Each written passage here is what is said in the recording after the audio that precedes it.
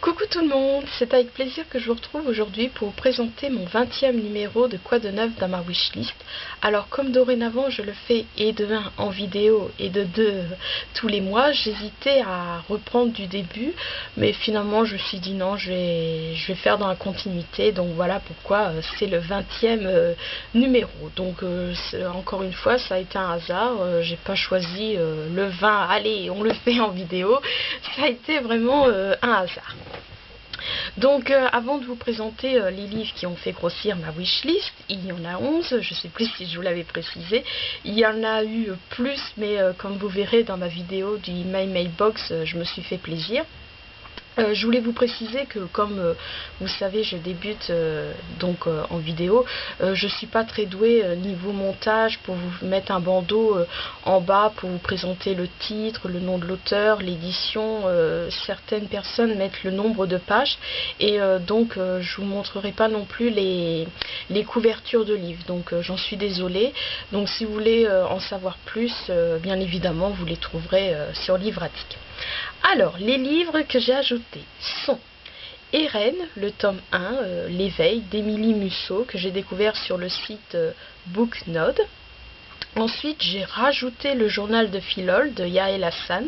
Je l'ai revu, je ne sais plus sur quel site, et j'ai eu un doute. Alors, j'ai regardé ma wishlist, et puis en fait, je me suis aperçue qu'il n'y était plus. Je ne sais plus pourquoi je l'ai enlevé. Enfin bon, dans tous les cas, je l'ai remis. Il est encore présent. Prédation du couple Jérôme Camus et Nathalie Hugues.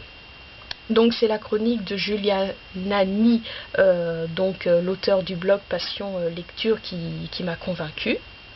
Froid mortel de Joanne Théorin, donc que j'ai découvert sur le site du magazine Bibliothéca. Donc comme vous savez, c'était un magazine que je récupérais lorsque j'effectuais mon bénévolat à la bibliothèque de Villemandeur, et comme malheureusement je peux plus y aller pardon, comme je ne peux plus y aller, heureusement je peux revoir je peux voir les nouveautés sur le site, qui est souvent la cause de... c'est souvent lui le responsable de cette si grosse wishlist.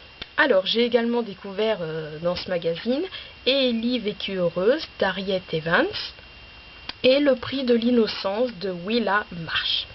Ensuite, encore une fois sur le site de Booknode,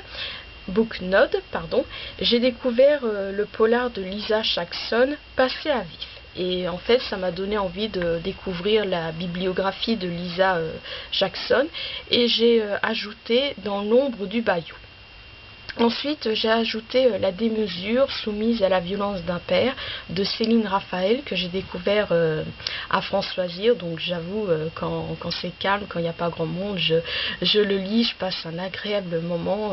J'ai eu qu'une hâte l'acheter, mais j'attends un peu parce qu'il est encore à prix public, donc 18 €, et je ne sais pas s'il passera à prix club, et je juge en fonction de son épaisseur, justement, qu'il est maigre entre guillemets, que je trouve que c'est assez cher pour voilà quoi, pour l'épaisseur du livre. Ça serait un gros livre comme je sais pas, je dis Gone parce que c'est le livre qui m'est venu à la tête, je comprendrais, mais là donc voilà. Ensuite, j'ai ajouté Le meilleur chien du monde de Michael Morpurgo, que j'avais découvert ou redécouvert, parce que souvent quand j'ai déjà lu, parcouru sa bibliographie, et j'avais fait encore une fois grossir ma wishlist, mais je l'avais redécouvert un jour que je passais à la librairie des écoles. Et enfin, j'ai ajouté les disparitions d'Anaël Fayer de Jean-Noël Ciarini, que j'ai découvert sur le site de l'école des loisirs.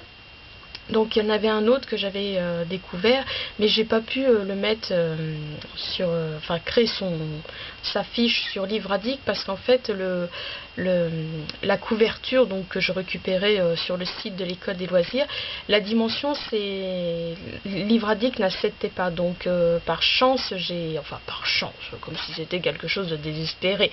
Non, j'ai réussi à trouver la chronique donc sur ce livre de Jean-Noël Ciarini sur un blog, et donc j'ai pu récupérer la photo de la couverture et la dimension convenait à Livratic. Voilà, donc je vous retrouve bientôt pour mon bilan mensuel Filmographie qui est très petit, encore plus petit que le mois dernier.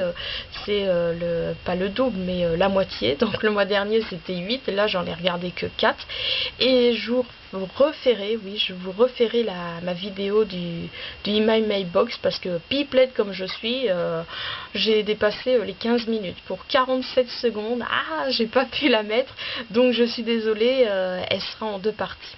Voilà, à bientôt.